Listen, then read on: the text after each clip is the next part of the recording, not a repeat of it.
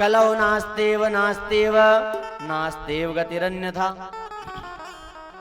केवल भगवान का नाम यदि कोई ले ले राजन तो वो पार हो जाता है। और अपने काम की बात, सतयुग में लाखों वर्ष तपस्या करो तब कल्याण होता था, गारंटी थी क्या? नहीं थी। त्रेता युग में बहुत सारे यज्ञ करो तब कल्याण होता था, गारंटी नहीं थी। द्वापर में तीर्थ करो, व्रत करो, दान करो, यज्ञ करो तब कल्याण होता था, गारंटी नहीं थी। पर संतों ने गारंटी ली है, यदि कलयुग में एक काम ईमानदारी से कर लिया तो पार हो जाओगे। और वो काम क्या है सबको याद है, चलो गुनगुनाओ जरा।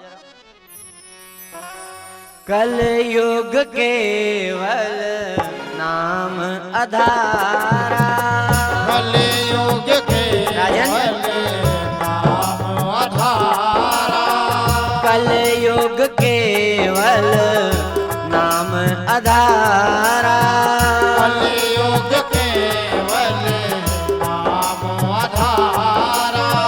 सुमरे सुमरे नर उतरहि पारा, सुमर सुमर नर उतरहि पारा। कलयुग योग ना यज्ञ न ज्ञाना, कलयुग योग कुछ नहीं। ना यज्ञ न ज्ञाना। एक आधार राम गुण गाना, एक आधार राम गुण गाना। नहीं कली कर्म ना भक्ति विवेको, नहीं कलि कर्म ना भक्ति विवेको। राम नाम अवलंबन एको, राम नाम अवलंबन एको। कलयुग केवल, याद है ना, बोलो, कलयुग केवल नाम आधारा। राजन यदि कलयुग में केवल कोई भगवान का नाम ले ले तो पार हो जाएगा। और ये अपने काम की बात है। 3 सौभाग्य लेकर हम आए हैं, बड़े भाग मानुष तन पावा, दूसरा बड़े भाग पावई सत्संगा, और तीसरा कलयुग केवल। हाँ, कलयुग में आए हमारा सौभाग्य है। और ये कथा कह रही है ज्यादा कुछ ना कर पाओ, एक नाम को पकड़ लो, ठीक, और शुरू हो जाओ।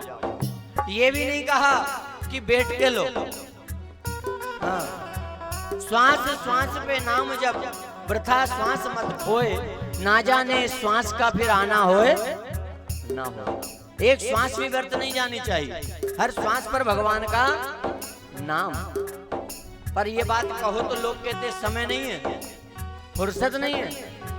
हाँ, तो संतों ने कहा चल ठीक है, वैसे तो 24 घंटे हर श्वास पे ना ले पाओ, चलो वो भी ठीक है। फिर संतों ने एक बात और कही, वो भी आपको याद है क्या? एक घड़ी, हाँ, आधी घड़ी, आधी में। संतों ने कहा 24 घंटे मत दे, ठीक है, एक घड़ी तो दे। एक घड़ी कितने मिनट की होती है पता है? बताओ, याद रखना, एक घड़ी होती है 24 मिनट की। कितने की? 24 मिनट। तो 24 घंटे में से 24 मिनट भगवान को दे दो। फिर कोई कहता है नहीं नहीं समय नहीं मिलता, तो आधी घड़ी 12 मिनट तो लो।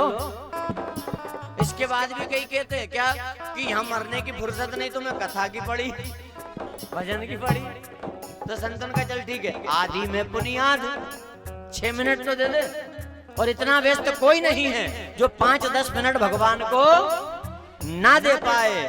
और अगर फिर भी अपने आप को व्यस्त बताए तो संत कहते हैं कि वो व्यस्त नहीं है, अस्त व्यस्त है। इतना व्यस्त कोई नहीं। और फिर भी 5 मिनट भी भगवान को ना दे पाए कोई, तो उनसे जाके कहना एक उपाय और अच्छा है रे। क्या है पता है? हा? उनसे जाके कहना कि तुम तो एक काम करो, चुल्लू भर पानी लो और जोर से बोलो डूब मरो। इतना व्यस्त कोई नहीं है। और ये भी नहीं कहा बैठ के लो, जो नाम अच्छा लगता है पकड़ लो, शुरू हो जाओ। और वो भी समझ में ना आए तो संत कहते हैं मेरे राम को पकड़ लो। राम, इस राम नाम में अभी अपने पास 6 दिन है। हाँ बात करेंगे। सारी सृष्टि ब्रह्मांड समाया राम। कौन सी मेहनत लग रही बोलो जरा, राम। हाँ? अरे क्यों चक्कर में पड़ो, क्या करें क्या ना करें, कहाँ जाएं कहाँ ना जाएं, किसे सुने किसे ना सुने, क्या करें क्या ना करें, सब छोड़ो। अल्प तो अवधि जीव की, तामे भी बहुत सोच पोच, करवे को तो बहुत है पर कहो कहा कहा कीजिए। पुराणन को पार नहीं, वेदन को अंत नहीं, वाणी तो अनेक चित्त कहाँ कहाँ दीजिए। काव्य की कला अनंत छंद के हैं बंद बहु, राग तो रसीले रस कहाँ कहाँ पीजिए। 100 बातन की एक बात तुलसी बताए जात, 100 बातन की एक बात तुलसी बताए जात, जो चाहो कल्याण तो सब राम नाम लीजिए। हाँ? राम को पकड़िए, शुरू हो जाइए, चलते फिरते उठते बैठते आते जाते खाते। तो कलयुग ने अपनी अच्छाई बताई। राजा परीक्षित ने कहा जा सोने में तेरा वास होगा। एक दिन राजा परीक्षित अपने खजाने में गए, मुकुट रखा था जरासंध का, उसे धारण किया। कलयुग बैठा शिकार पर गए, घोड़े से उतरकर समीक ऋषि का अपमान कर दिया, क्योंकि समीक ऋषि ध्यान में, पानी मांगा नहीं सुना, मरा हुआ सर्प डाल दिया धनुष से उठाकर। ये सारी घटना एक शिष्य ने जाकर समीक ऋषि के बेटे श्रृंग ऋषि को सुनाई है, जो कौशिकी नदी के किनारे स्नान कर रहे हैं। क्रोध आया, स्नान किया, हाथ में जल लिया, श्राप दिया, इति लंघित मर्यादम तक्षक सप्तमे हनि। जिसने मर्यादा को लांघ कर मेरे पिता का अपमान किया है, आज से 7वें दिन तक्षक नाग डसेगा, मृत्यु हो जाएगी।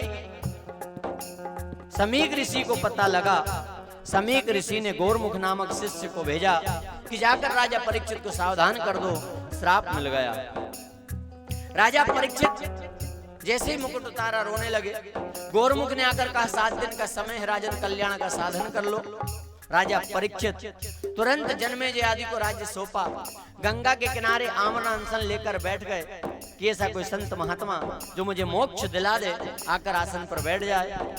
सलाह सबने दी है राजा परीक्षित को, पर गारंटी किसी ने नहीं ली। योगी कहे तू योग कर, तपसी कहे तप से मरो, पंडित कहे तू यज्ञ कर, साधु कहे तीरथ करो, भोगी कहे तू भोग कर, भोग मिलता भाग से, त्यागी कहे सब त्याग दे, भोग को बैराग से।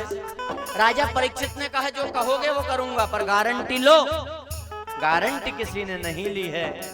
तड़प उठे राजा परीक्षित, आंख में आंसू आ गए।